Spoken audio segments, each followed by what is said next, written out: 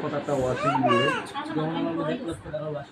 আমার ওকালতিতে উপস্থিত সাক্ষীগণের সম্মুখে ইসলামী শরীয়তের বিধান অনুসারে মোহাম্মদ শোয়েব ইসলাম আপনাকে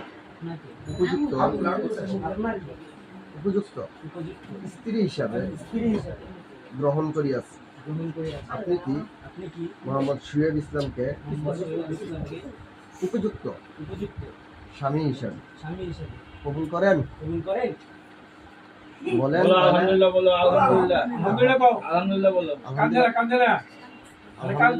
কবুল বলবে না? বলো আলহামদুলিল্লাহ কবুল।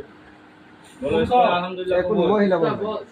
বলো আলামিনের কথা খেয়াল করে শুনবা তুমি। আলহামদুলিল্লাহ। সামনে তো দিয়া তুমি দেখাই।